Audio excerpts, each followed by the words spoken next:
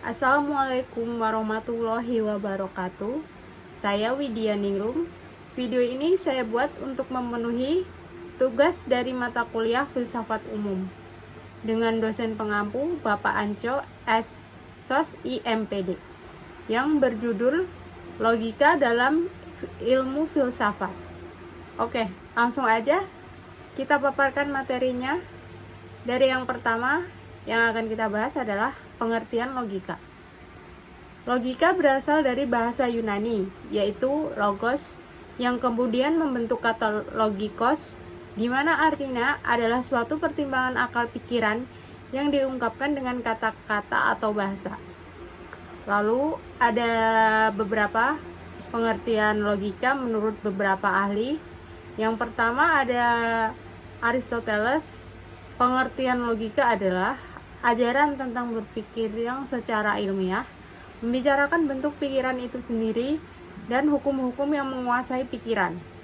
Lalu ada Jan Hendrik Rappard yang mengatakan bahwa logika adalah suatu pertimbangan akal atau pikiran yang diatur lewat kata dan dinyatakan dalam bahasa.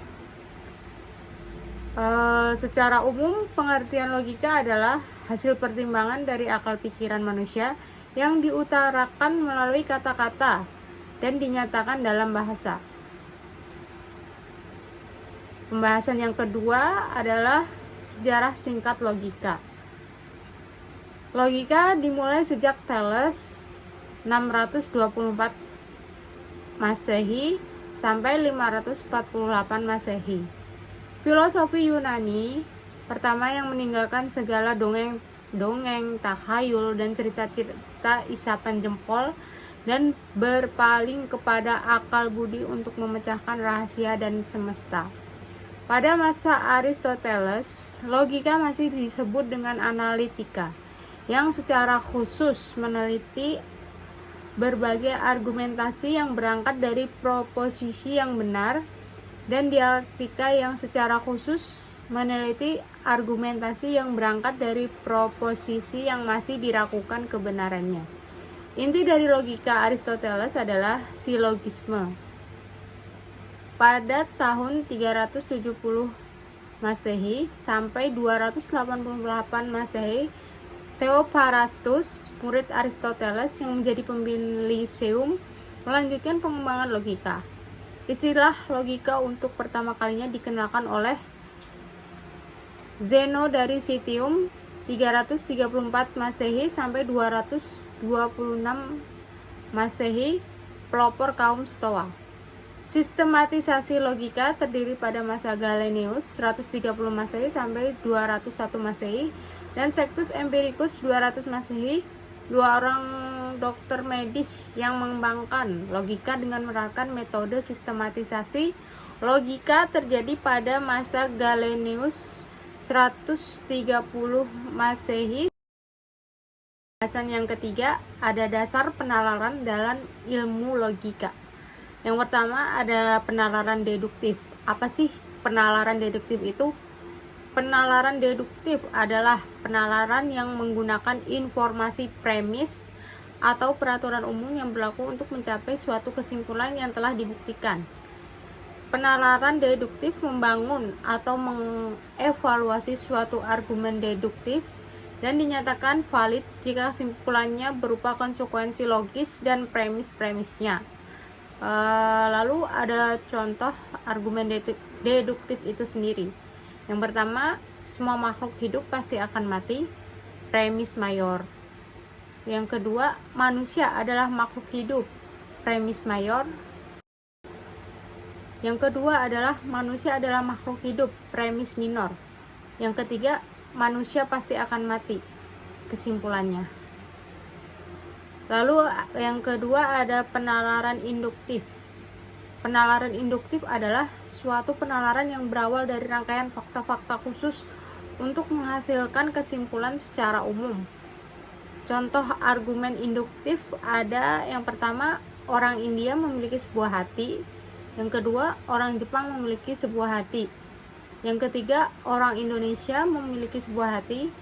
Dan kesimpulannya adalah semua orang pasti punya hati. Kita masuk pembahasan yang terakhir yaitu ada manfaat logika. Apa aja sih manfaat logika? Belajar logika itu manfaatnya apa aja? Membantu manusia berpikir cermat, objektif, serta abstrak. Dalam menemukan suatu kesimpulan, logika akan mengajarkan pada berpikir secara cermat, yakni teliti melihat semua detail yang ada dan tidak meninggalkan suatu jejak yang tertinggal, tidak berpihak sehingga apa yang dihasilkan tidak mempengaruhi penilaian secara pribadi maupun golongan. Berpikir abstrak juga diandalkan untuk menemukan suatu masalah yang terkadang tidak masuk dalam akar pikiran manusia. Menggali suatu kebenaran sangat sulit layaknya mencari jarum dalam tumpukan jerami.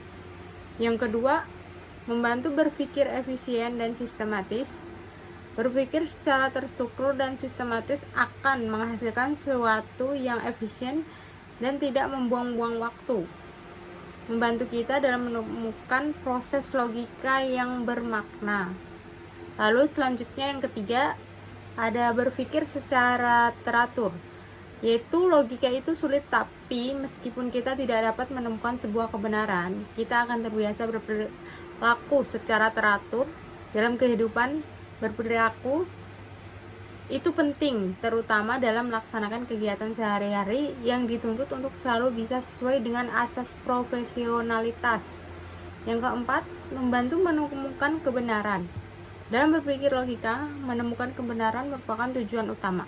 Segala sesuatu yang dilakukan prosesnya akan menggunakan waktu.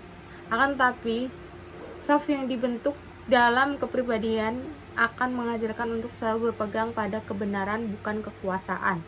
Yang terakhir, yang kelima dari manfaat logika, meningkatkan kecerdasan. Proses berpikir secara logika, secara tidak sadar akan membuat kita semakin cerdas, di mana kita berusaha untuk menemukan suatu fakta yang tersembunyi, dan dalam prakteknya dengan masalah atau apapun hal yang ringan kita akan mudah untuk mendapatkan solusi dan dapat berpikir secara cerdas. Sekian presentasi dari saya. Kurang dan lebihnya saya memohon maaf. Wassalamualaikum warahmatullahi wabarakatuh.